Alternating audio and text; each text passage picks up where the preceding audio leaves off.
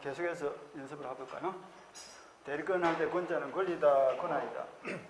권한이다. 자, 읽으면 어떻게 될까? 대리인이 본인 이름으로 상대방과 의사표시를 하거나 받음으로써 대리행위를 하고 그 효과를 본인에게로 귀속시킬 수 있는 지위 또는 자격을 말하고 그 성질은 권리다, 권한이다. 권한이다. 이렇게 읽으면 되겠죠. 자꾸 좀 복잡하더라도 그림을 읽는 연습을 자꾸 하셔야 돼요. 개념이 정확해야 됩니다. 자, 책을 한번 봅시다. 그 법전 박스 밑에 대리권이란 누가 대리인이 누구 이름으로 본인의 이름으로 어떻게 한다고 의사표시를 하거나 받음으로써 그 효과는 어디로 간다? 직접 본인에게로 효과를 발생시키는 지위 또는 자격이고 그 밑에 줄 권리가 아니라 일종의 뭐다? 권한으로 이해된다. 한 개도 빼지 말고 꼼꼼히 보시고 대리권 발생의 원인 양가로 1번 법정 대리권 발생 이건 별로 중요하지 않습니다. 시험은 뭐가 중요하다? 임의대리가 중요한 거예요. 법정 대리권 아까 친권자 생각하시면 되겠죠. 누가 대리권을 줬습니까? 저절로 생겼습니까? 법률에서 정한 요건 즉 자식을 낳아서 성년이 되기 전까지라는 법률 요건이 갖춰지면 아버지와 어머니는 당연히 뭐가 생긴다? 친권이라는 법정 대리권이 발생한다. 이렇게 생각하면 되겠죠. 법정 대리인 중에 가장 대표적인 게 친권자예요. 친권자. 그래서 1번에 그런 말이 보이죠. 1번 쭉 가다가 일정한 지위에 있는 자가 당연히 대리인이 되는 경우 줄치고 그럼 밑에다 친권자 줄치면 되겠죠. 앞에 보니까 부부도 있다. 그죠? 부부는 무슨 대리권을 가질까? 부부도 줄 한번 쳐보자. 부부. 불 줄치고 밑에다가 일상가사 대리권 이렇게 적어볼까? 일상가사 대리권. 일상가사 대리권. 감남관리와 혼인하면 남편은 아내는 남편을 서로 뭘 한다? 일상적인 가사 범위 내에서는 서로를 뭐 할 수 있다? 대리할 수 있는 권한이 저절로 생기는 거예요. 혼신고할 때 대리권을 수권한다고 말을 했다 안 했다? 말하지 않더라도 혼신고를 마치면 바로 생기는 거예요. 일상가사 대리권. 무슨 가사? 일상가사. 일상 반대말은 뭐예요? 아까 우리가 보다시피 국어가 이렇다니까. 국어가 우리가 일상이란 말 많이 쓰잖아요. 일상 늘 이 말 아니야. 늘 일상적으로 늘 일상 반대말이 뭐예요? 참 비일상 이러면 되잖아. 때때로 늘 반대말 때때로야. 그래. 그래도 땅이다. 때때로 알아서. 비일상을 줄이면 뭐예요? 비상 아니야. 비상. 일상은 늘 일어나는 게 일상이고 비상은 뭡니까? 때때로 이거 가끔이래야 돼. 가끔. 지진이 일상이야 가끔이야? 지진, 태풍, 홍수 이런 것들은 늘 일어나는 게 아니잖아. 비일상이라니까. 비상이 비상. 그러니까 이 비상사태가 벌어지는 거지. 항상 우리가 비상, 일상마다 비상. 그러니까 일상적인 가사 행위에 대해서는 부부가 서로를 대리할 수 있다. 근데 비상적인 행위에서는 대리권이 있다 없다? 없다 이렇게 답해주면 되지. 부동산을 사고 파는 건 일상적인 거예요? 비상적인 거예요? 비일상적인 거지. 그러니까 이거는 남편이라 할지라도 마누라를 그냥 대리하면 안 되는 거예요. 본인이 직접 하든지 해야지. 자동차, 승용차로 사는 건 일상이야 비일상이야? 비일상이죠. 그러니까 마누라를 할지라도 남편 이름으로 자기 마음대로 자동차를 뽑으면 돼? 안 돼? 안 되는 거예요. 옷, 쌀, 기름 이런 거는 일상이야 비일상이야? 일상적인 거기 때문에 쌀이 뚝 떨어지면 뭐야? 애상으로 살 때 남편 이름으로 애상으로 달아놓고 사도 관계없는 거예요. 그 남편이 갚아주겠지. 그다음 넘어가시고 법정 대리권 발생은 그렇게 중요하지 않습니다. 넘어가서 임의대리는 중요한 거예요. 임의대리권 발생의 원인이 뭡니까? 수권행위 조치고. 수권행위가 뭐죠? 이거 했네. 대리 권리를 대리 권한을 준다 이 말이죠. 누가? 누구에게? 그렇게 읽으면 되겠네. 본인이 대리인에게 대리 권한을 주는 행위가 뭐다? 수권행위죠. 그것도 줄을 치면 되겠네. 본인이 대리인에게 대리권을 수여하는 행위, 그게 뭐다? 수권행위죠. 그 수권행위를 통해서 만들어지는 것이 뭐다? 임의대리인데 수권의 방식은 제한이 있다 없다? 그거는 공식이죠. 어떤 데로 가든 행위의 방식 제한이 없다. 왜? 우리는 불교식이니 제한, 불교식. 그러니까 말로 하든 글로 하든 위임장을 주든 안 주든 수권 방식은 제한이 없다. 그 다음에 대리권의 범위. 이것도 법정대는 별로 안 중요합니다. 법정대는 어떤 범위에서 행위를 하면 되죠? 법률이 정한 대로 하면 돼. 그러니까 친권자 같은 경우는 법률에 정해놓기로 자식의 모든 행위를 아버지와 어머니는 협의해서 정한다. 모든 행위. 그 모든 행위 속에는 재산적 행위든 신분 행위든 관계없어요. 다 할 수 있습니다. 단 아버지와 어머니가 자식과 이해관계가 충돌되는 행위는 하면 될까 안 될까? 이해 충돌되는 행위는 안 돼. 자식이 할아버지로부터 이 정리를 받아가지고 부자예요. 아버지는 별로 돈도 없고 자식이 더 부자인 경우도 있죠. 그러니까 아버지가 돈이 필요하니까 자식 땅이나 건물에 담보를 설정해서 아버지가 필요해서 돈을 빌려 쓰면 돼, 안 돼? 안 돼. 아버지가 돈이 필요한데 자식 땅에다 담보를 잡히면 안 된다니까. 그거는 법정 대리권 범위 밖의 행위인 거예요. 그런 걸 빼고는 다 알 수 있겠죠. 크게 중요하지 않고. 그 다음에 2번이 중요하겠네. 임의대리권의 범위 줄치고. 자, 거꾸로 한번 생각해 볼까? 임의대리는 어떻게 해서 만들어졌습니까? 수권을 통해서 만들어졌으니까 어떤 범위 내에서 행위를 하면 될까? 수권 범위 내에서 행위를 하면 되겠죠. 그지? 수권 범위 내에서. 그러니까 집을 팔아주세요 하려면 뭐 팔면 될 것이고, 땅을 사주세요 이러면 사주면 될 것이고, 내 대신 임대차 계약을 맺어주세요 이러면 뭐요? 임대차 계약을 맺으면 될 것이고, 그러니까 수권 범위 내에서 행위를 한다 이러면 될 거예요. 그게 임의대리권의 범위입니다. 임의대리권의 범위다. 그래서 둘째 줄 끝머리 뭐가 보입니까? 수권 행위에 의하여 결정된다. 그 한마디만 딱 알고 있으면 돼. 임의대리권의 범위는 수권 행위에서 결정이 된다.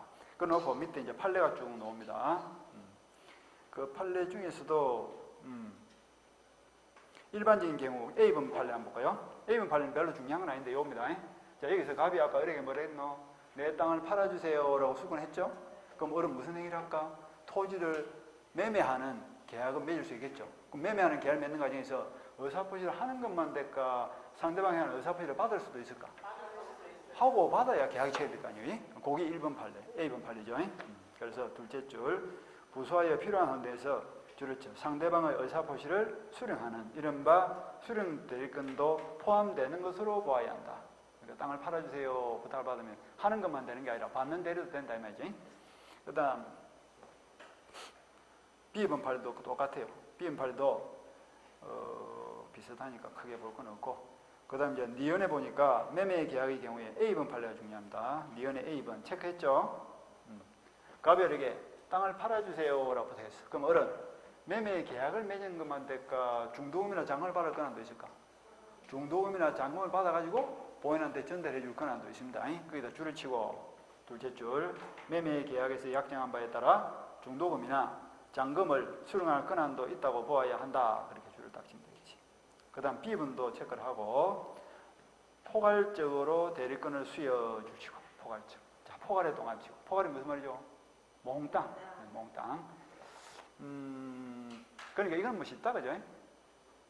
포괄적 대리권을 주면 대리인은 모든 행위를 다 할 수 있다 이렇게 생각하면 되지. 그러니까 매매 계약도 맺을 수 있고 돈도 받을 수 있고 잔대금, 중도금 지급 날짜를 연기해 줄 권한도 있다 없다. 다 된다 이러면 돼. 포괄적 대리는 모든 것이 다 포함되어 있으니까.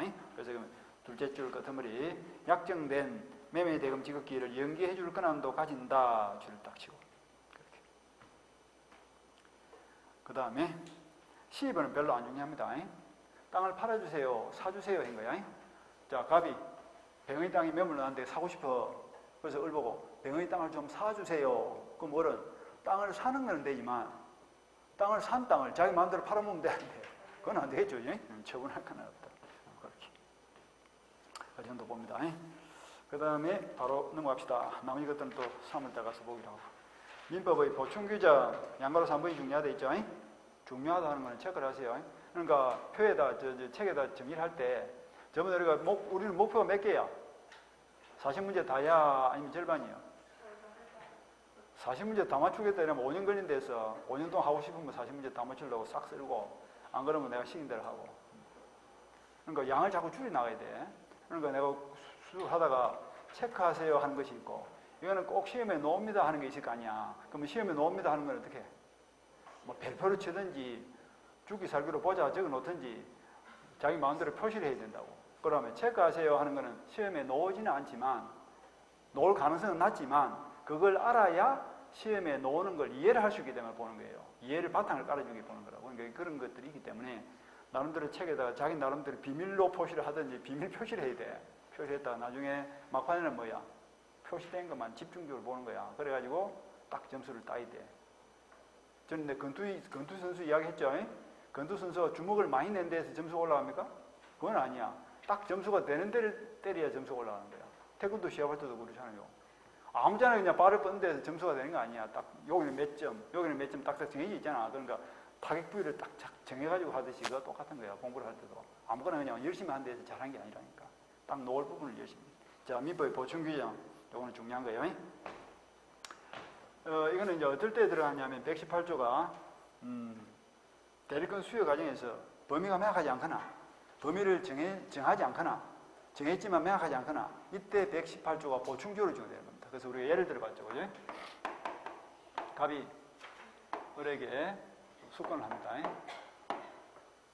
수권했다는 것은 보통은 인감하고 위임장을 줬다. 이래 보시면 돼요. 그럼 을에게는 뭐가 생겼을까? 임의대리권이 생겼겠죠.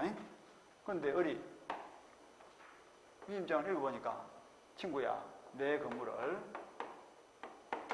알아서 잘 관리해주라. 이렇게만 돼 있는 거예요. 그러니까 대리권 범위가 명확해, 불명확해? 불명확하죠. 어떻게 얼마나 관리를 하는지 알 수가 없는 거란 말이지. 이 경우에 몇 조가 적용된다? 118조가 적용이 된다. 이게 보충규칙이라는 거죠. 범위가 명확하면 보충할 필요가 있어, 없어? 없지. 명확하지 않으니까 그 불명확한 부분을 보충을 하겠다. 그럼 어느 정도 보충이 되느냐? 먼저 보존행위. 즉 말해서 을이 대리인 자격으로 건물을 관리하는 동안에 정전이나 수도가 고장이 났다. 그럼 어떻게 해? 고쳐야 되겠죠? 그 다음에 그 건물이 아직까지 등기가 안 되어 있다. 그럼 어떻게 해? 보존 등기를 해야 되겠죠? 그런 행위를 무슨 행위를 한다? 보존행위다. 이렇게 표현합니다. 그런데 그 보존행위는 본인한테 피해를 주는 거다, 안 주는 거다? 피해를 주는 것이 아니기 때문에 제한을 할 필요가 있어요, 없어요?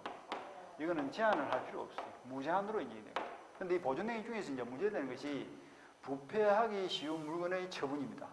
이 처분자가 들어가지만 이거는 처분행위다, 보존행위다?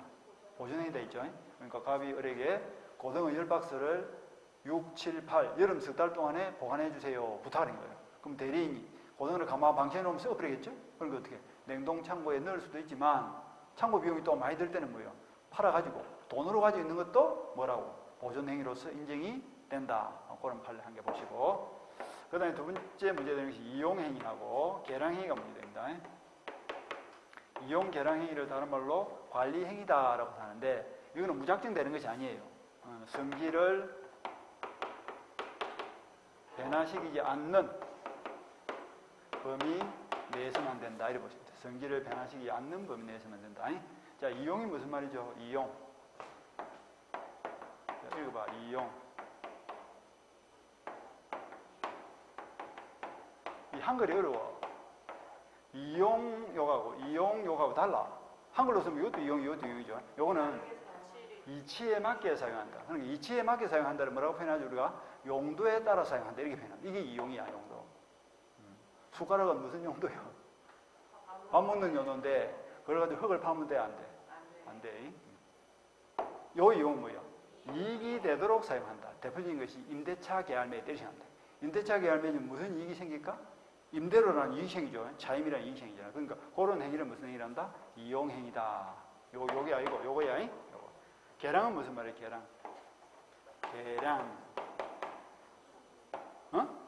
고치는데 어떻게 고친다고? 양. 좋은 방향으로. 양이 좋다 이 말 아니에요. 양. 좋은 방향. 그러니까 가치를 증가시키거나 좋은 방향으로 고치는 것을 말한다. 계량이다.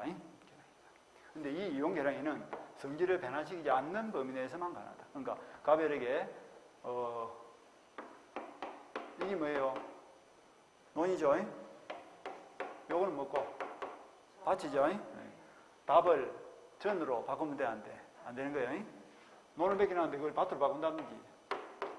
요거는 뭐예요? 돼지죠? 돼지로 바꾸면 돼, 안 돼? 안 되는 거예요. 비싼데? 논은 10만 원짜리고 돼지로 바꾸면 100만 원 하겠는데 돼, 안 돼? 안 되는 거예요. 비싸고 주고 중요한 게 아니라니까. 성질을 변화시키면 안 돼. 지목을 바꾸면 안 된다니까. 본인이 예금을 맡겨놓으면서 관리해 주세요 했는데 요걸 인출을 해가지고 주식을 하면 돼, 안 돼? 안 돼. 이익을 5배를 남겨도 안 된다 그랬어. 사채를 하면 될까? 10배를 이익을 남겨도 이게 안 되는 거예요. 성질을 바꾸면 안 돼. 이건 안정재산이고 불안재산인데, 그런데 무이자 예금을 이자부 예금으로 바꾸면 될까요? 그건 되는 거야. 성질을 안 바꿨잖아. 이런 식으로. 된다, 안 된다. 예를 많이 알고 있습니다. 예를.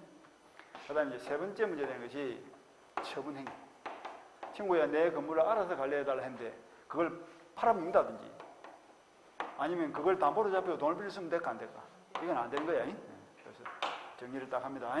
118조는, 수권의 범위가 명확할 때, 불명확할 때, 그 불명확한 부분을 뭘 한다고? 보충하는 거야. 그래서 그걸 보충적 제도다라고 하는데, 그 범위가 어떻게 된다? 보존행위는 무제한으로 할 수 있고, 이용계량행위는 성질을 변화시키지 않는 범위 내에서 할 수 있고, 처분행위는 할 수가 없다. 이렇게 딱 알고 있으면 됩니다. 자, 책을 한번 봅시다. 법전 박스 밑에 1번 수권행위 해석에 의해서도 줄을 쳐 대리권의 범위가 명확하지 아니한 경우 밑에 줄 118조 보충 규정이 적용이 된다. 근데 그 밑에는 보지 말고 바로 표로 내려갑니다. 표로 내려서 보존행위 그리고 밑에 범위에 보니까 뭐라 되어 있다? 무제한으로 가능. 여기다 줄을 딱 치고 보존행위는 뭐 한다고? 무제한으로 가능한데 밑에 얘가 나와 있죠? 그래서 뭐 미등기 부동산에 보존등기를 한다든지 가옥을 수선한다든지 그리고 세 번째 점에다 줄을 치고 부패하기 쉬운 물건의 처분 줄 치고 처분자에다 힘을 주지 말고 그건 무슨 행위다? 보존행위로 보는 거예요. 그 다음에 이용계량행위는 범위에 보니까 줄을 쳐 성질을 변하지 않게 하는 범위 내에서만 가능하다. 그래가지고 이용해 보니까 뭐 임대, 이자부 대여 이런 말이 있죠. 이익이 되는 거 아이가 이익이 되는 거. 그다음 뭐 무이자 금전 대체로 이자부 채권을 전환하는 이런 거 다 되는 거예요. 그런데 보니까 그 밑에 그 표 밑에 보니까 점이 3개 있네. 마지막 점을 보니까 성질을 변하게 한 경우 줄치고 뭐가 보여? 예금을 찾아가지고 개인에게 빌려줬다. 개인에게 빌려줬다고 묻고 사채죠. 그거 돼? 안 돼? 안 된다. 주식으로 바꾸는 것도 안 된다. 논을 밭으로 바꾸는 것도 안 된다. 그 다음에 중간에 처분행위 X 줄치고 처분행위는 된다 안 된다? 안 된다. 그렇게 줄친 것만 아주 보시면 됩니다. 잘 챙기시고 그 다음에 대리권 제한 자기계약 상방 대리 금지 대리권 제한 대리권 제한도 3가지가 있습니다. 요거는 이제 기본 구조가 중요한 거예요. 구조만 알아보면 별로 어렵진 않습니다.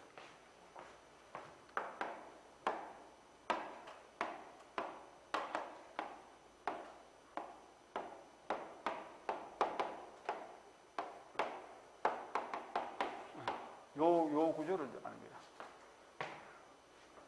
대리권을 제한한다 하는 의미에서 우리가 상식적으로 대리권 범위를 벗어났기 때문에 제한할까? 벗어나지 않았는데 제한할까?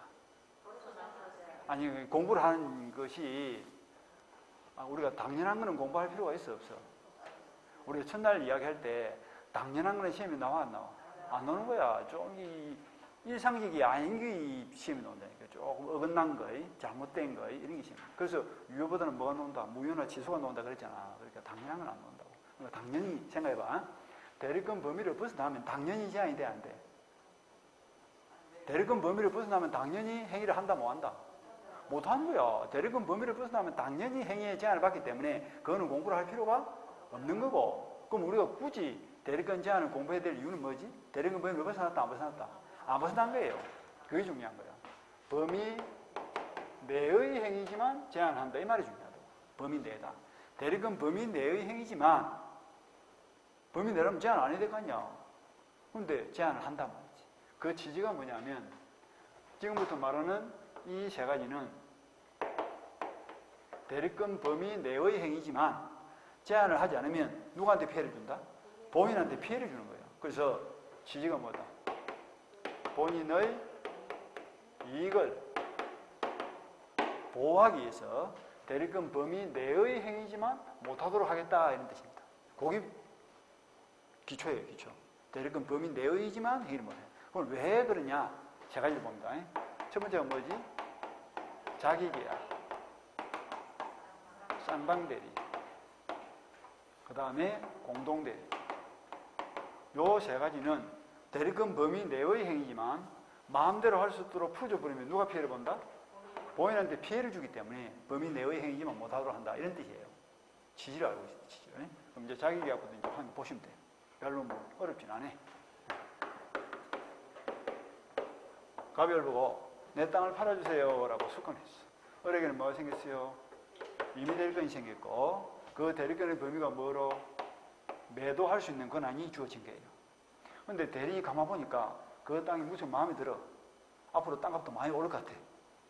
그러면 자기가 그걸 사버리면 될 거냐? 매수를 해버리면 될 거냐? 자기 스스로 매수해버리면 어떤 문제가 생길 수 있죠? 이게 자기 계약이야. 팔아달라 했는데 대리인 지가 사버린 거예요. 그럼 무슨 문제가 생길 수 있어?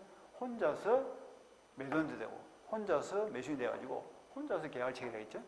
혼자서 계약을 체결하다 보면 이 땅이 시가가 1억 정도 가는 걸 할지라도 자기 혼자서 7천만 원 이렇게 가격을 정해버릴 수도 있는 거 아닙니까? 부동산은 정해진 값이 없으니까 정하는 게 값이죠. 그러니까 값을 대신해서 매도인도 되고 자기 스스로 매수인이 돼가지고 혼자서 계약을 체결한다가 뭐야? 자기 계약인데 그것을 허용해버리면 지멋대로 가격을 정해버릴 것이고 그럼 누가 피해를 본다? 본인한테 피해가 주니까 된다 안 된다? 이건 안 된다 말이야. 그래서 자기 계약은 못하는 것이면 지금다. 쌍방대리도 마찬가지야. 갑이 이렇게 팔아주세요. 매도 권한을 줬죠. 그런데 그 토지에 관심이 있는 병이 또 수건을 합니다. 그걸 보고 그 땅을 내한테 좀 사주세요 라고 수건. 그럼 대리는 혼자서 매도인도 대리하고 매수인도 대리한다가 뭐야? 쌍방대리인데 이것도 인정해버리면 누가 피해를 봐? 본인 둘 중 한 명이 피해를 볼 수 있다고. 갑하고 친하면 비싸게 팔아주고 병하고 친하면 싸게 사주려고 노력하겠죠. 그러니까 갑이 됐든 병이 됐든 본인 둘 중 한 명이 또 피해를 볼 수밖에 없기 때문에 이것도 한다 뭐 한다. 이 본인한테 피해를 주니까 못한다. 대리권 범위를 벗어난 건 아니잖아요. 범위 내지만 이건 안 된단 말이야. 안 된다. 안 되는 게 원칙입니다. 원칙. 그런데도 불구하고 해버렸어. 팔아주세요 했는데 지가 사버렸다고. 위반을 해버리면 요거는 무효가 된다. 무건대리가 된다. 요게 중요합니다. 무건대리는 확정적 무효다. 유동적 무효다. 요거는 유동적 무효. 유동적 무효이기 때문에 차후에라도 본인이 추인을 하면 어떻게 될까? 본인이 추인을 하면 그것이 유효가 될 수 있는 거예요. 확정적 무효가 되어버리면 다시는 유효로 안 바뀝니다. 그런데 이거는 유동적 무효이기 때문에 나중에라도 본인이 추인하면 유효가 될 수 있다. 자, 팔아주세요 했는데 누가 사버렸다? 대리인지가 사버렸죠? 하더라도 그 계약은 일단은 효력이 있어 없어? 일단은 효력이 없다. 유동적 무효니까 일단은 효력이 없는데 나중에라도 본인이 그래 네가 사도 좋다. 인정을 해주면 어떻게 된다? 이것이 유효가 된다. 그게 이제 요 기본 구조입니다. 그 다음에 원칙은 안 되는데 예외적으로 자기계약 쌍방대리가 허용이 되는 경우도 있더라 이거죠. 허용이 되는 경우도. 여기 무슨 말이냐면 몇 개만 봅시다. 지금 요걸 볼 필요 없어. 왜 그러냐면 기본 구조를 잘 잡는 게 중요하기 때문에 요건 나중에 예외는 3월달 가서 꼼꼼하게 볼 때 조금 보시면 돼요. 지금은 그냥 맛만 봅니다. 본인의 승낙이 있는 경우입니다. 본인의 승낙. 자, 갑이 을에게 땅을 팔아주세요. 매도 권한을 줬죠. 근데 그 땅을 꼭 사고 싶은 거예요. 그래서 갑에게 가서 내가 사도 좋습니까? 하니까 갑이 뭐랬다고? 제가 맞춰주면 네가 사도 좋다. 본인의 승낙을 받으면 못할 게 없어.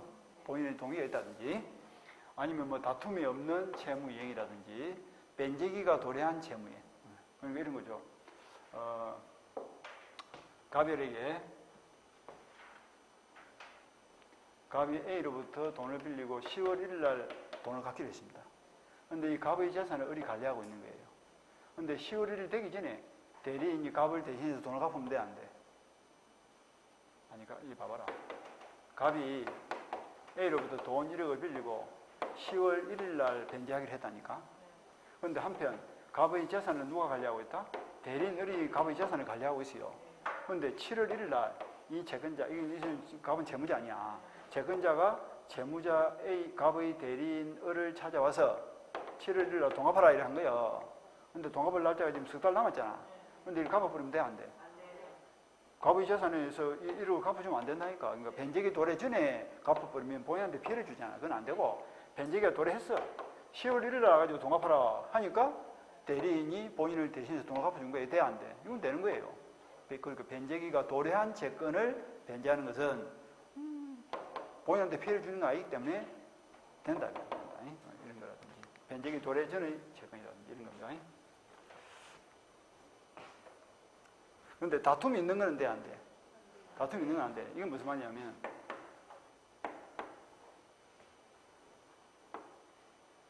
갑이에게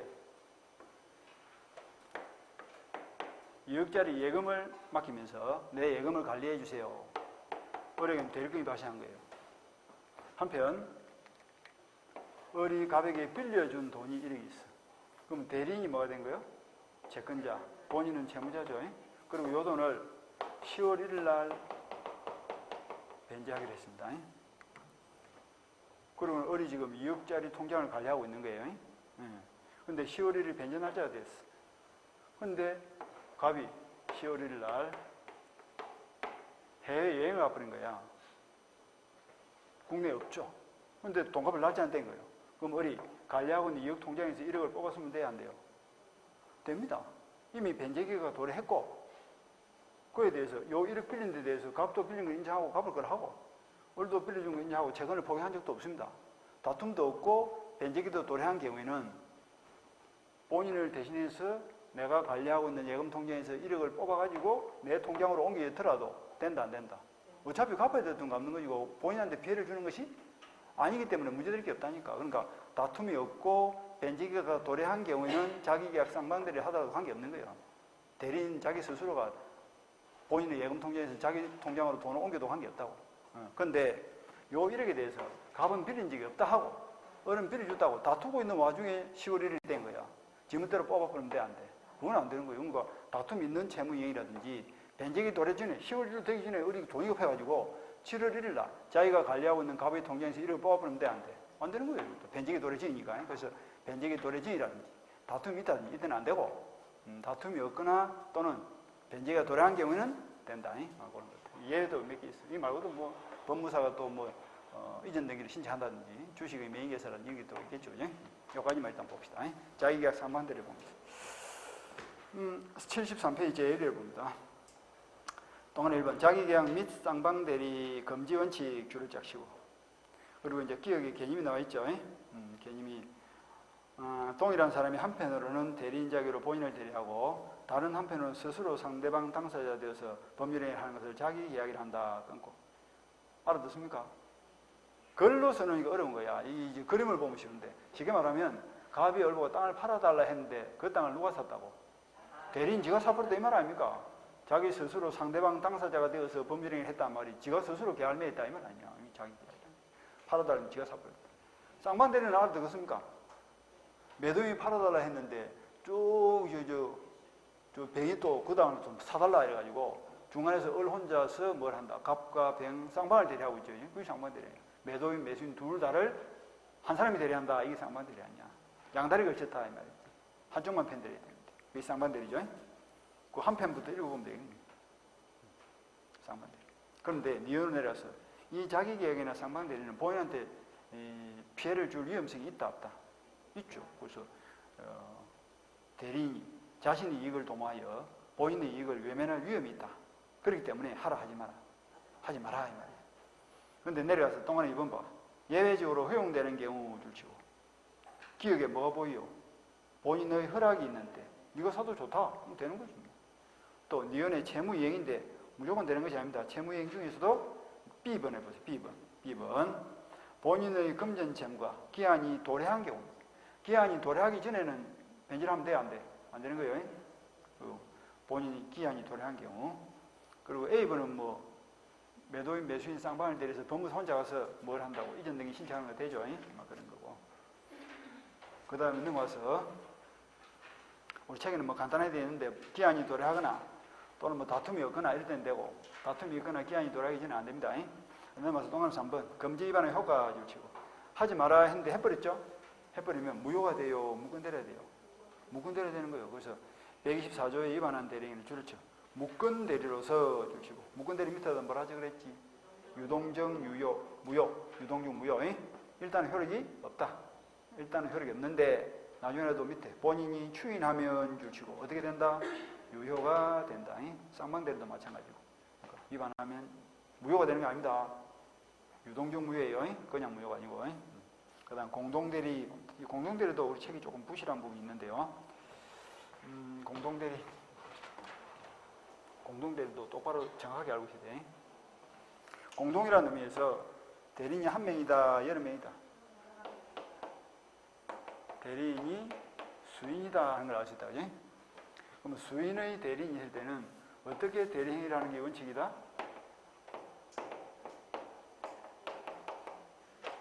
각자 대리가 원칙입니다. 그런데 예외적으로 인정되는 것이 뭐다? 공동대리예요. 그러면 각자 대리가 공동대리로 바뀌기 위해서는 뭐가 필요하냐? 수권시 일정한 제한을 붙이는 것이 필요하다 이런 뜻입니다. 제한을 붙여버리면 공동대리가 되는데 이때 이 공동의 의미가 뭐냐? 이 공동의 의미는 의사결정을 공동으로 한다는 뜻이지 꼭 행동을 공동으로 한다는 뜻은 아니고요. 의사를 공동으로 결정한 다음에 대리인이 적극적으로 의사표시를 능동대리의 경우는 의사결정의 공동이 필요하고 상대방으로부터 의사표시를 받는 수동대리의 경우는 의사결정의 공동이 필요 없다고 봅니다. 그리고 공동으로 하라고 했는데도 불구하고 위반을 하면 이것도 역시 무효가 된다, 무권대리가 된다. 무권대리 중에서도 표현대리가 됩니다. 표현대리가 된다. 이러면 되겠다. 표현대리가 된다. 표현대리 중에서도 126조의 표현대리가 된다. 요 구조를 이해하셔야 돼요. 요 구조를. 그 구조에 대해서 한번 봅시다.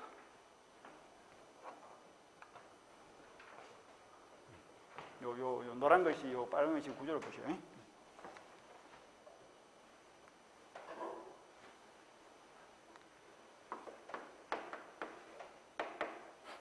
갑이 1억 상당의 토지가 있는데 돈이 워낙 급해가지고 빨리 팔고 싶어. 그래서 어떻게 했다고? 수권을 하면서 A, B, C 3명한테 수권했다. 대리인 몇 명이에요? 3명이죠.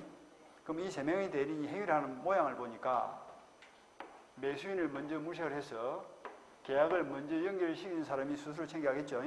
그러니까 이 3명의 대리인은 협력관계다, 경쟁관계다. 경쟁이 붙은 거예요. 빨리 수수료를 챙겨야 되니까, 빨리 계약을 맺어야 되니까 서로 눈치를 봐가면서 경쟁을 하겠죠. 그래서 대리인이 여러 명 있을 때는 뭐가 원칙이다? 각자 대리가 원칙이다. 각자가 그냥 본인을 대리하면 될 것이지 다른 대리인과 협의를 할 필요는 없다. 경쟁이 붙었다는 거예요. 경쟁이 붙다 보니까 누구한테 피해를 준다? 본인한테 피해를 끼칠 위험이 있는 거예요. 그게 왜 그러냐면 경쟁이 붙다 보니까 대리인 입장에서는 빨리 계약을 연결시켜야 되고 빨리 계약을 연결시키려면 목적 물건은 좋고 값은 싸야 빨리 계약이 쳐야 돼요. 그러니까 매수인한테 가서는 물건이 좋은 점만 이야기를 하겠지만 매도인한테 가서는 뭘 할까? 안 좋은 점만 들춰내가지고 자꾸 깎자 이러겠죠. 깎으려고 할 거예요. 그러니까 돌아가면서 깎으니까 주인 입장에서는 팔아보지도 못하고 한 2달 지나니까 한 8천만 원 이렇게 내려가 버리는 경우가 허다히 많아. 여러분도 이제 아파트 같은 경우는 값이 거의 정해져 있죠. 그죠? 정해져 있으니까 많이 안 내려가는데 토지나 일반 건물 같은 경우는 뭐 그냥 흥정자리에서도 뭐 2천만 원, 3천만 원 되게 깎입니다. 그냥 많이 깎일 때 뭐 1억씩 깎이는 경우도 있고 돈이 급할수록 더 많이 깎이는 거야. 그러니까 돈이 급할수록 소유자가 약점이 잡히면 어떻게 해? 더 많이 깎인다니까. 그러니까 돌아가면서 깎아제끼니까 뭐 팔아보지도 못하고 2천만 원 지금 손해보는 꼴이 되는 거예요. 그러니까 본인 입장에서는 어떻게 하는 게 좋을까? 차라리 2천만 원 손해보는 것밖에야 수권할 때 제한을 붙일 수도 있는 거 아닙니까? 제한을 붙일 수 있다. 뭐라고? 수권하면서 내가 3명 모두에게 수수료를 다 챙겨줄 테니까 협력을 해서 가장 빠르고 비싸게 팔아주세요. 이렇게 부탁할 수도 있는 거 아니야. 그게 제한이야. 공동으로 하라고 제한을 붙여버렸어. 그럼 요 3명이 뭐가 되는 거야? 묶여. 이게 무슨 대리다? 공동대리예요. 그러니까 각자 대리가 원칙인데 수권 시에 공동으로 하라는 제한을 붙이면 그 대리가 뭐로 바뀐다? 공동대리로 바뀌는 거예요. 그럼 무엇을 공동으로 한다? 의사결정만 군다. 그래서 세 명이서 이 토지를 1억 2천에 팔아보자라고 의사를 공동으로 결정한 다음에 각자 역할을 분담을 할 수도 있겠죠. 먼저 시가 가가지고 뭐한다. 그 땅에 관심 있는 어를 만나가지고 1억 5천에 내가 사줄게. 그럼 한 이틀 있다 B가 가가지고 뭐한다. 설 또 뜨겠죠. 그죠? 혹시 그 땅 알아요? 하니까 어리 주군에 병이 C가 와서 1억 5천에 살아둔다 하니까 B는 뭐라 그래? 아, 난 1,000만 원 더 깎아가지고 2천만 원 깎아가지고 1억 3천까지 내가 사줄게. 그럼 우리 기분이 좋아 안 좋아? 2천만 원 싸게 사는 느낌 들잖아. 그러니까 그 다음에 이제 결정적으로 A가 가는 거야. 가서 뭘 한다 또. 혹시 그 땅 알아요? 하니까 그래. 아, B가 가지고 1억 2천까지 사는. 그러니까 이제 1억 3천까지 한다. B는 뭐, A는 뭐라 그래? 내가 1,000만 원 더 깎아가지고 1억 2천까지 해줄게. 그럼 뭐는 3천만 원 싸게 사는 것처럼 보이는데 실제로 2천만 원 비싸게 주고 사는 거야.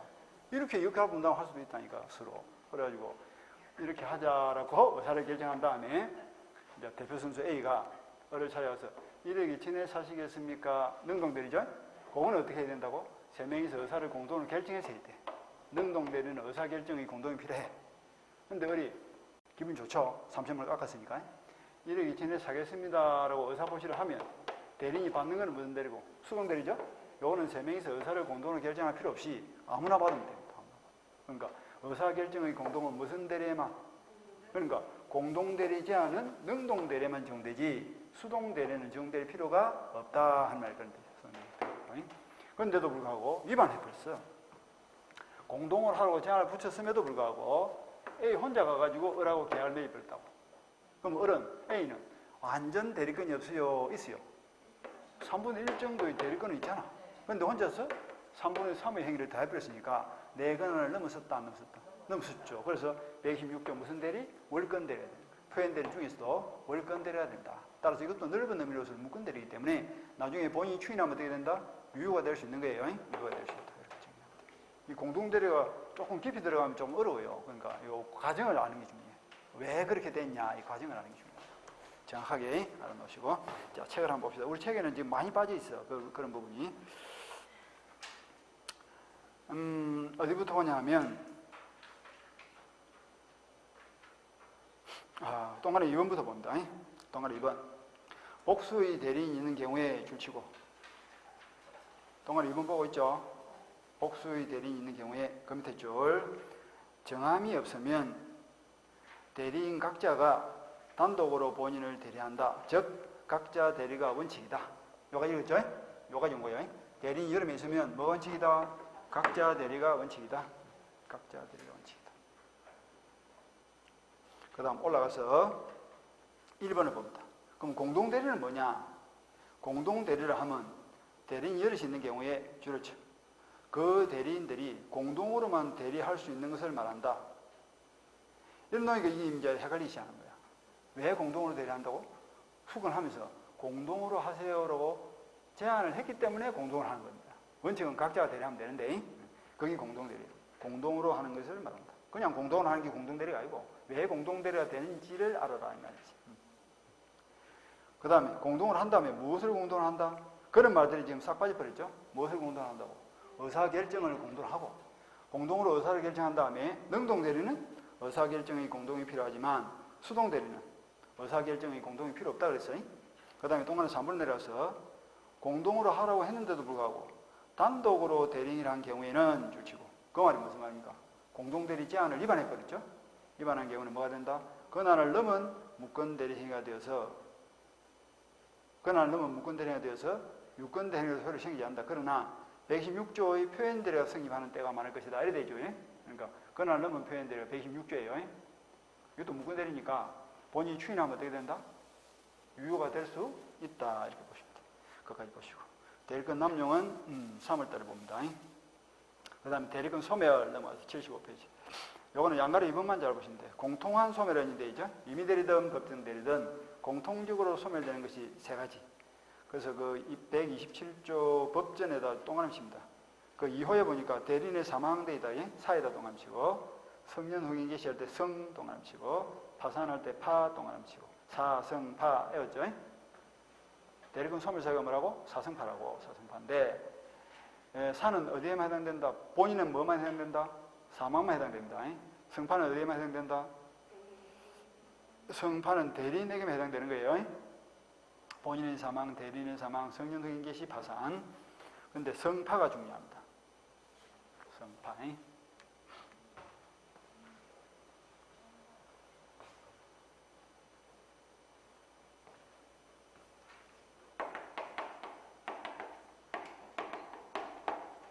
요거 중요해요. 요거 두 개를 잡으셔야 돼. 기준이 뭐냐면 대리권 발생 이후 이 말이 중요합니다. 대리권 발생 이후에 성년 후견 개시 선고를 받거나 파산 선고를 받았을 때 대리권이 소멸되는 것이지, 애당초부터 성년 후견 개시 선고를 받은 경우에는 대리권 소멸 사유가 아닙니다. 대리권 발생 후에입니다. 무슨 이야기냐면 3월 1일 날 갑이 내 땅을 팔아주세요 라고 수권을 했어. 왜 수권했을까? 대리인이 나보다 나으니까, 부족하니까? 나으니까. 그러니까 수권의 밑바닥에는 뭐가 깔려있다? 본인의 대리인에 대한 믿음이 깔려있는 거야. 내보다 능력이 나으니까 수수료를 주하면서까지 부탁한 거 아니에요? 똑똑한 사람이었습니다, 쉽게 말하면. 그런데 3월 1일 날 대리권이 이제 수권을 받아가지고 3월 1일 날 대리권이 발생했는데 5월 1일 날 어리 교통사고가 나가지고 머리를 크게 다쳐가지고 바보가 돼버린 거예요. 법원으로부터 성년 후견 개시 선고를 받을 정도로 바보가 돼버렸어. 그러면 애당초 수권할 때 본인의 그 신뢰가 지금 현재 유지가 되고 있다, 깨져버렸다. 신뢰관계가 깨지는 순간 대리권도 어떻게 된다? 바로 소멸한다, 이런 뜻입니다. 그게 대리권 발생 이후에 바보가 돼. 마찬가지로 신뢰를 하고 대리권을 줬는데 5월 1일 날 어리 자신의 재산 관리를 잘못해가지고 법원으로부터 어리 파산 선고를 받은 거예요.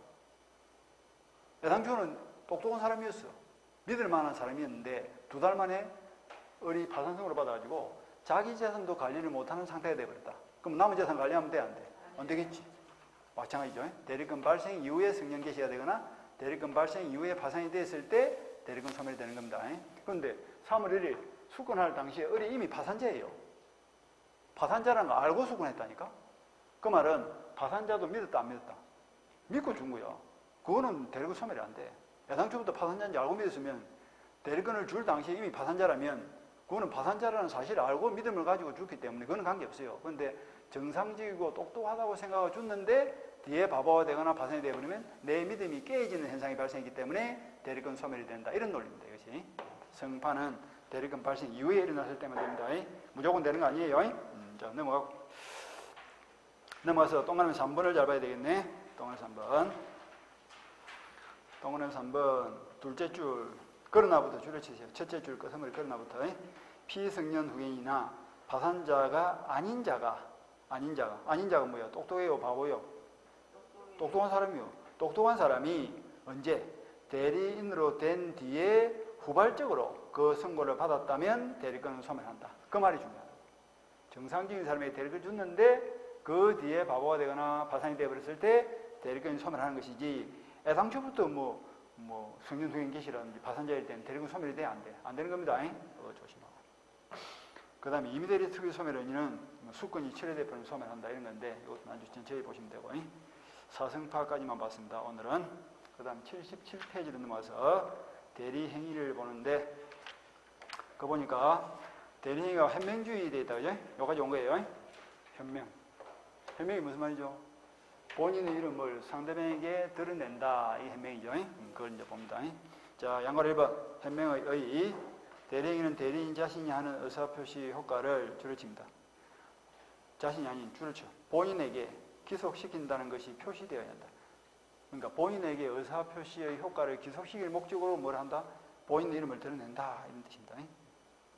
그래서 그 밑에 줄 114조가 본인을 위한 것임을 표시한다 하는 것, 즉 줄을 칩니다. 본인의 이름으로 행위를 하는 것이 뭐다? 현명주의다. 본인의 이름으로 행위해야 돼. 그럼 본인의 이름을 한다는 것은 본인의 이름으로 내가 한다는 사람, 본인의 이름으로 대리를 한다는 사람으로서의 자격을 드러내는 것이지 내가 본인이라는 뜻은 아닙니다. 본인의 이름을 드러내가지고 나는 단순한 자격자다, 권한자다, 대리인에 불구하고 본인은 갑이다 하는 걸 상대방한테 알려줌으로써 효과를 본인한테 기속시킨다. 그런데 현명에 의해서도 간단하게 줄이면 뭐가 될까? 이게 막 길게 적어놨는데 간단하게 줄이면 뭐야? 본인 이름을 드러내는 것이고 그 목적은 효과를 본인에게 기속시키는 데 있다. 이렇게 깔끔하게 딱 정리를 했는데, 그런데 지금 핵심이 빠져버렸죠? 효과를 본인에게 기속시킬 목적이다. 이 말이 빠진 거예요, 지금. 의 부분에서. 해명의 목적은 효과를 본인에게 기속시킬 목적이지 법률 효과의 기속에 있는 것이지 꼭 이익을 위해서라는 뜻은 아니라고. 그것만 잘 챙기시면 돼요. 그 다음에 밑에 해명의 방법은 옆에다 그냥 한 개만 적으면 되겠네. 제한 있어 없어? 제한 없음 적어놓으면 되지. 어떤 식으로든 본인의 존재가 상대방에게 알려지면 되는 것이지 꼭 이러한 방식으로 해명을 해야 된다 하는 정함은 없다 이런 뜻이에요. 그러니까 위임장을 꼭 줘야 됩니까? 안 줘도 관계없어. 그냥 말로만 내 땅을 팔아달라 해도 관계없습니다. 위임장을 줘도 좋고. 그리고 해명을 할 때 꼭 갑의 이름이 드러나야 됩니까? 안 해도 관계없어. 아까 수건시 받은 위임장을 병에게 보여주고 계약서에는 갑의 이름이 빠져버려도 위임장을 본 병이 이미 갑의 존재를 알고 있다 모르겠다. 알고 있으니까 그것도 해명된 거예요. 그리고 정식적으로는 갑, 대리인, 을 이렇게 적게 되지만 꼭 그렇게 안 적어도 관계없어. 대리인, 을을 빼버리고 갑의 이름만 적어도 관계없습니다. 해명의 방식에는 제한이 없다. 그렇게 알고 있습니다. 그래서 그 동그라미 2번 보세요. 첫째 줄 계약서 등에 그것을 주시면 돼요. 계약서 등에 대리인이 성명을 기재하지 않고 직접 본인의 이름만 기재했다. 이래 돼 있죠. 본인의 이름만 적더라도 병이 본인의 존재를 알아 몰라. 아니까 이것도 해명된 거예요. 서명 대리인은 볼 필요 없고 그것도 해명됩니다. 그리고 밑에 판례 박스에서 두 번째 판례 위임장을 제시 줄치고 해명이 됐어요. 안 됐어요? 위임장을 병한테 보여줬다는 것은 병이 위임장을 보는 순간 을은 갑의 대리인 자격으로 땅 팔러 왔구나 하고 알아들었잖아. 그러니까 해명이 됐어. 안 됐어? 됐지. 해명된 거예요. 그 다음 넘어서 양가로 3번 해명하지 않은 행위 줄치고 해명을 하지 않으면 상대방은 본인의 존재를 알아 몰라. 모르니까 병은 당연히 당사자를 누구로 알고 대리인 을로 당사자를 알고 계약을 체결했겠죠. 그럼 누가 책임져야 돼? 대리인 을이 책임져야지. 그래서 해명을 하면 본인이 책임지지만 해명을 안 하면 대리인 스스로에게 효과가 기술된다 있죠. 그런데 예외가 있다 있죠. 아까 해명을 하지 않았다 할지라도 상대방의 본인의 존재를 그 밑에 법정 박스 밑에 동안에 1번 셋째 줄 상대방이 그 내심의 대리 의사를 알았거나 알 수 있었으면 그 효과는 본인에게 기속한다 주시고 해명을 안 했다 할지라도 어떤 경로를 통해서든 상대방이 본인의 존재를 알았거나 알 수 있었다면 이것도 해명된 것으로 본다 안 본다? 해명된 것으로 본다 이렇게 생각하면 되겠죠. 해명된 것으로 본다. 끝까지 보시고 그 다음에 대리행위 하자. 대리행위 하자도 기본 구조를 잘 알면 쉬운데 모르면 상당히 어려워요. 기본 구조를 알면 별거 없어. 화살표 이런 거 전에 연습한 것 같은데 대리행위 하자. 또 타이틀을 잘 보셔야 돼요.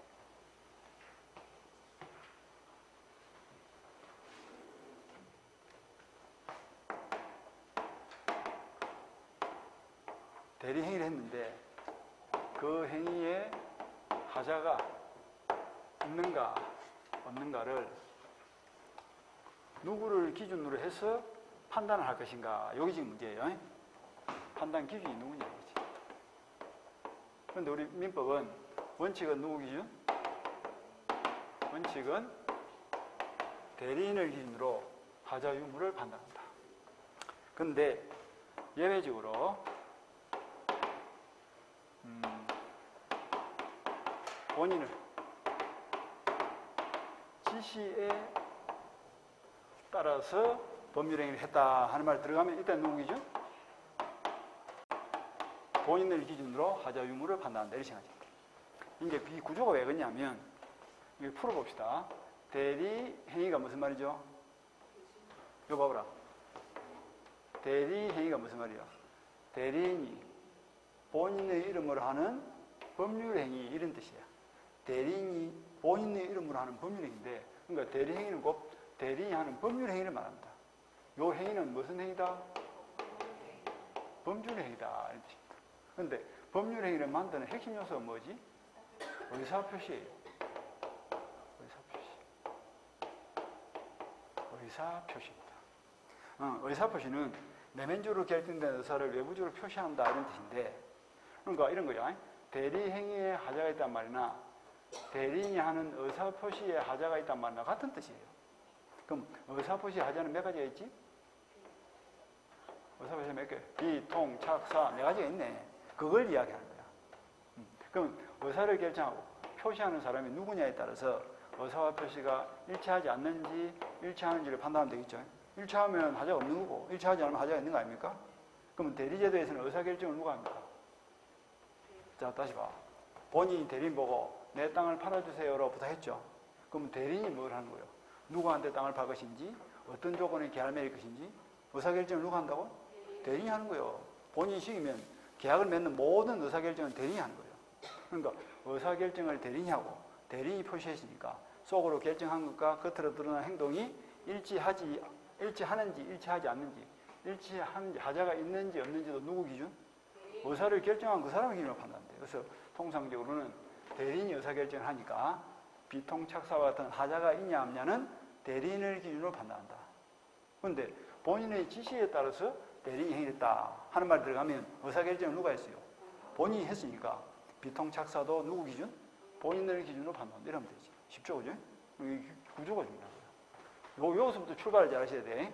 대리행위 하자를 다르게 표현하면 대리인이 하는 법률 행위의 하자이다는 뜻이고, 그걸 좀 다르게 표현하면 대리인이 의사를 결정하고 표시하는 과정에서 하자가 있다는 뜻인데, 그 하자는 비통착사 네 가지가 있고, 그 네 가지가 있냐 없냐 하는 것은 당연히 의사를 결정하고 표시하는 누구 기준? 대리인의 기준으로 하는 것이 옳다. 그런데 본인이 의사결정했다면 예외적으로 본인을 기준으로 하자 유무를 판단한다. 이렇게 딱 정리를 하면 된다. 정리하고, 그리고는 연습을 해보면 되겠죠. 가별에게 토지를 팔아주세요라고 수건했고, 을에게는 대리권이 발생했어. 이 사람 본인이고. 그런데 대리인이 상대방과 3월 1일 날 본인의 이름으로 계약을 맺는 과정에서 상대방이 본인한테 사기를 친 거예요. 비통착사할 때 사기죠. 그런데 본인은 사기를 당했지만 의사를 결정한 대리인은 사기를 당한 바가 없어. 그러니까 이 계약은 하자가 있어 없어? 의사결정에 아무 하자 없는 거예요. 따라서 취소가 돼 안 돼? 안 돼 이러면 되지. 그러니까 본인이 사기당하면 사기로 본다 안 본다? 안 본다 말이지. 거꾸로 상대방이 대리인한테 사기를 쳤어. 그럼 대리인은 사기를 당한 상태에서 의사결정을 했겠죠. 따라서 이 계약에는 하자가 있어 없어? 하자가 있죠. 그럼 하자의 정도는 뭡니까? 취소 가능이죠. 하자 해봐야 두 개 아닙니까? 사람이 행위를 하면 완벽한 행위를 하면 유효, 잘못된 행위를 하면 무효 아니면 취소. 둘 중 한 개야. 하자는 둘 중 한 개야. 결론은 무효 아니면 취소인데, 우리가 첫날 표에서 사기는 뭐야? 취소. 착오는 뭐야? 취소. 비징의는 원칙은 유효인데 알았거나 알 때 무효. 통정의 표시는 무효. 이렇게 연습한 거 아니야. 그걸 그대로 대우면 되지. 그러니까 사기를 난 경우는 취소인데 그 대리 행위로부터 발생하는 모든 효과는 아까 어디로 간다? 본인한테 하니까 지소권은 어디로 간다? 대리인이 사기를 당해서 대리 행위를 하면 그 효과는 지소고, 그 효과는 본인한테로 가기 때문에 지소권은 누가 행사한다? 본인이 행사한다. 이러면 되지. 그러면 대리인이 취소하고 싶으면 어떻게 해? 지소권을 다시 수권을 받아야지. 원칙적으로는 대리인은 지소권이 있어 없어? 없다. 이렇게 정리하면 되겠죠. 이런 과정이 중요하다. 그게 대리인 기준이야. 그래서 대리인 사기다면 사기를 보고, 본인 사기다면 사기를 안 본다. 사기를 당했다 안 당했다도 대리인을 기준으로 판단한다. 그런데 하자 유무는 대리인을 기준으로 판단하지만 그 하자에 대한 효과는 어디로 간다? 본인한테로 간다. 이렇게 정리를 하고. 그럼 이제 거꾸로 한번 가볼까? 하설법 내려가는 거야. 본인이 상대방한테 사기를 쳤든 대리인이 상대방한테 사기를 쳤든 상대방의 입장에서는 누구한테 사기를 당했든 사기를 당한 상태에서 의사결정을 했겠죠.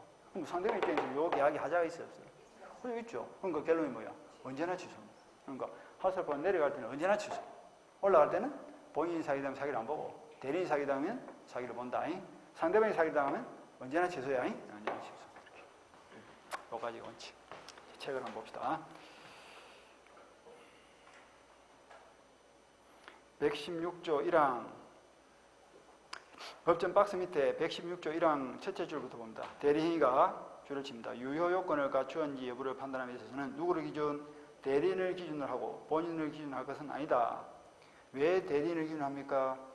그 밑에 이유가 나와 있죠. 이는 대리행위가 대리인의 의사표시로서 이루어지는 이상 당연한 이치다. 그게 무슨 말이에요? 대리행위는 누가 한다? 대리인이 한다 이 말이야. 대리인이 의사표시를 했단 말이 무슨 말입니까? 대리인이 의사를 결정했고 속으로 의사를 결정했고 겉으로 표시를 했다 이 말이야. 그러니까 속으로 결정한 의사와 겉으로 드러난 표시가 일치하는지 일치하지 않는지 하자 유무는 당연히 의사를 결정한 누구? 대리인을 기준으로 판단하는 건 당연한 것이다.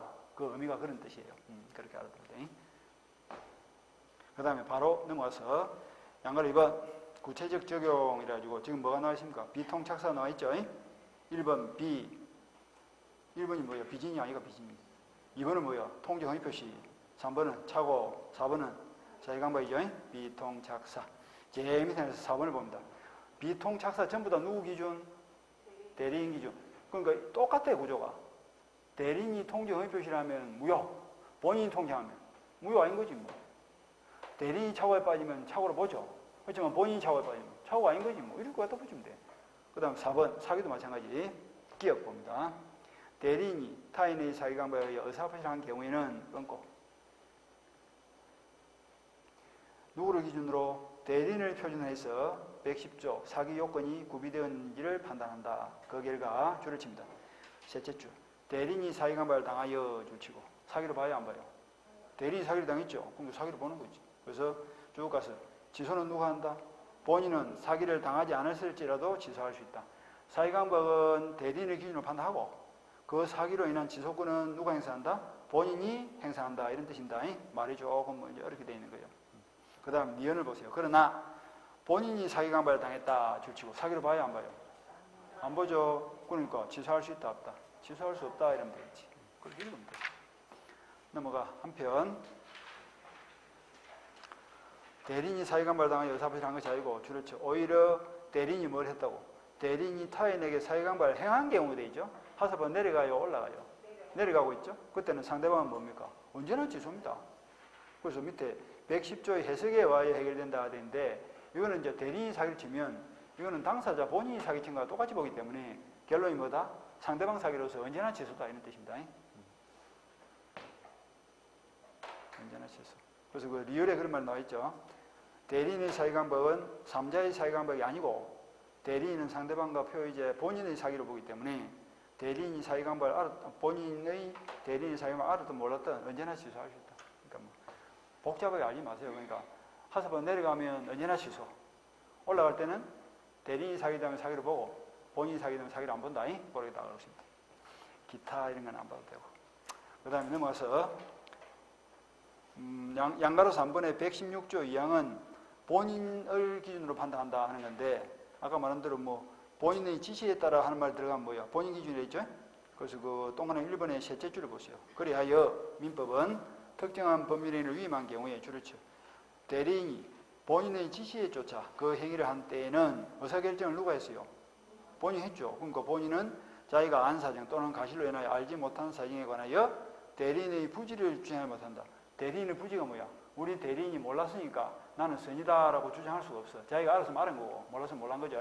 그래서 본인을 기준으로 판단한다 이런 뜻인데 오늘은 이걸 구체적으로 안 봅니다. 왜 안 볼까? 헷갈리니까. 두 개를 같이 봐버리면 원칙도 헷갈리고 예외도 헷갈리고 둘 다 헷갈리는 거예요. 그러니까 오늘은 원칙만 잘 봅니다. 원칙 잘 보고 3월 달에 예외를 딱 보도록 그렇게 그까지 보시고 그 다음에 대리인의 능력.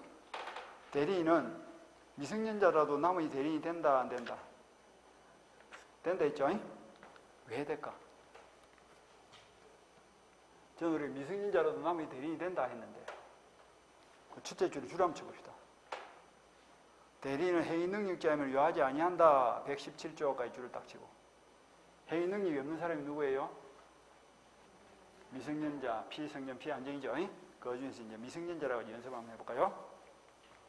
무슨 생각이 나야 되는데 그죠? 아직까지 생각이 안 나네. 저는 우리 게임 회사 이야기한 것 같은데 갑이라는